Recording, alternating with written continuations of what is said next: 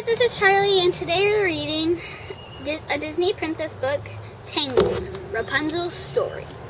Let's start reading.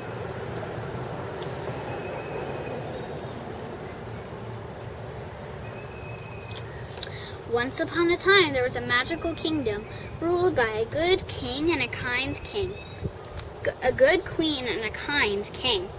They were happy until the queen became very sick. The king had heard of a flower with healing powers and sent his guards to dig it up. Unfortunately, the flower belonged to a wicked woman named Mother Gothel. Losing the flower made Mother Gothel furious. So when the king and queen had a baby, she stole the child away.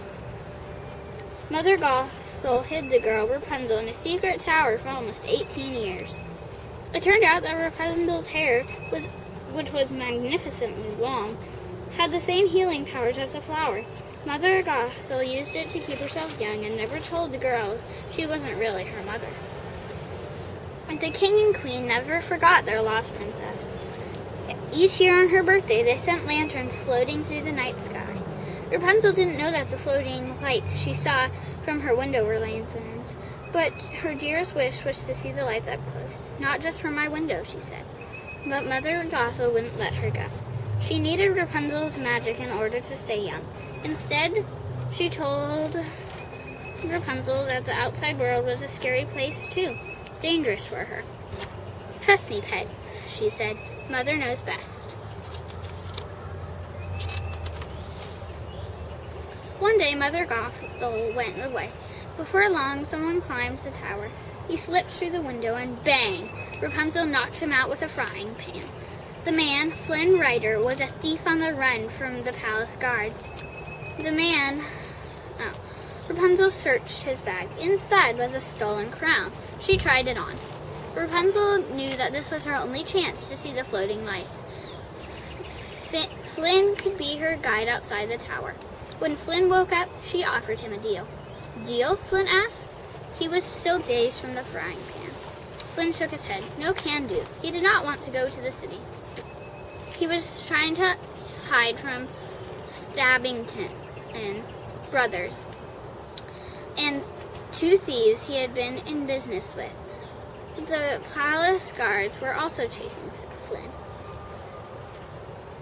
But Rapunzel had a bargaining chip, the crown. She'd return it if only Flynn helped her. So Flynn reluctantly climbed down the tower, and Rapunzel used her hair to lower herself to the ground. The outside world was like a dream come true. She'd never run through grass before, or climbed a tree, or sat in a field of flowers. Still, she felt nervous. Mother Gothel said the outside world was scary, and Mother Gothel wouldn't lie. Would she? Flynn tried to frighten Rapunzel into going home. He took her to the scariest place he knew, the Snuggly Duckling. It was a tavern full of thugs.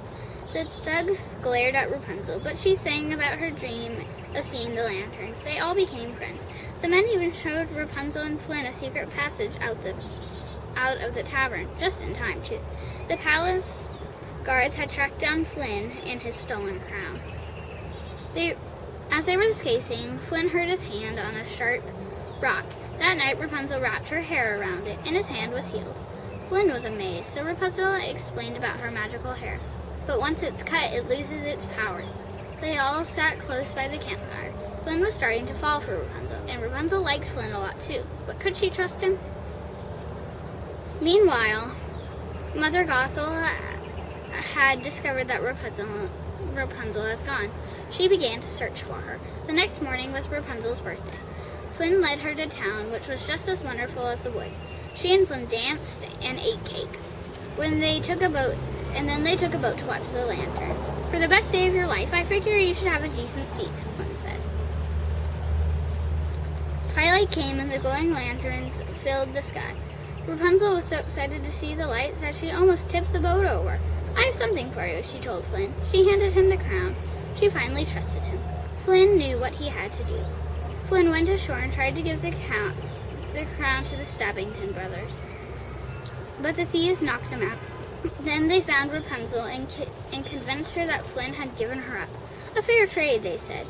A crown for the girl with the magic hair. No, Rapunzel cried. She tried to run away, but she couldn't. Thump, crash, Mother Gothel rushed in. She rescued Rapunzel from the thieves. She didn't tell Rapunzel she told the brothers to try to capture her in the first place.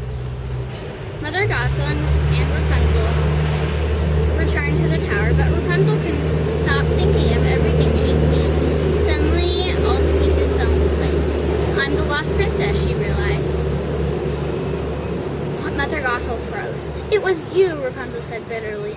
I should have been hiding from you. Instantly, Mother Gothel stopped pretending to be nice. She tied up Rapunzel. Soon Flynn came to the tower looking for Rapunzel. Mother Gothel heard him. Rapunzel knew she could heal Flynn with her hair. I'll stay with you, she promised Mother Gothel. Just let me save him. Swear it, said Mother Gothel said, and Rapunzel did. Flynn refused to let Mother Gothel win. Grabbing a shard of a broken mirror, he sliced off Rapunzel's hair. Immediately it turned brown. What have you done? Mother Gothel shrieked. As Rapunzel's hair lost its power, Mother Gothel became very, very old. Soon she was gone. Rapunzel held Flynn tight. Without her hair, she couldn't heal him. He slipped away. A single tear fell from her face. It landed on Flynn and began to go. His eyes opened.